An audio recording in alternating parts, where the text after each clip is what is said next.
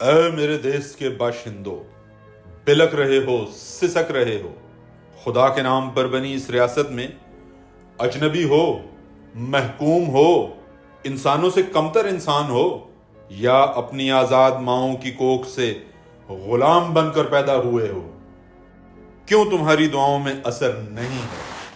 کیوں تمہاری ماؤں کی آہیں عرش میں ارتعاش پیدا نہیں کرتی؟ کیوں تمہارے آبا کے خواب اب تک لاوارث ہیں؟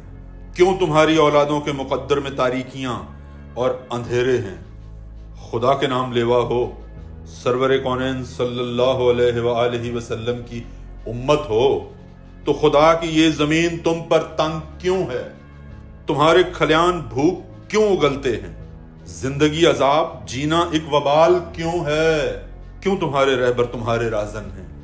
کیوں اپنے ہی محافظوں کے ہاتھوں لٹتے ہو، بار بار لٹتے ہو اور بے حساب لٹتے ہو؟ وہ جو تمہاری بات کرتا ہے، آسمان اسی کے سر پہ گرتا ہے۔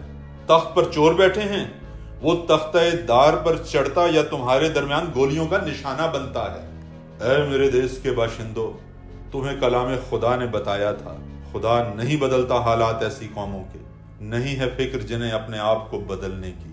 اے میرے دیس کے باشندوں، وہ جو زندہ میں سربکف لا الہ کی صدا لگا رہا ہے، وہ تمہیں حقیقی آزادی کی راہ دکھلا رہا ہے، تمہیں ذلت و محکومی کی تاریکیوں سے نکال کر شرف انسانیت دلا رہا ہے، حاکمیت کی مسند پر بٹھا رہا ہے۔ آگے بڑھ کر اگر نہ تھام سکے آج تم ہاتھ اس کا، تو لکھ رکھو، بلکتے رہو گے، سسکتے رہو گے، اور جیسا کہ اقبال نے فرمایا تھا، تمہاری داستان تک بھی نہ ہوگی داستانوں میں۔ اے میرے دیس کے باشندوں، اے 24 کروڑ جیتے جاگتے انسانوں، نکلو حقیقی آزادی کے لیے۔ 24 نومبر 2024۔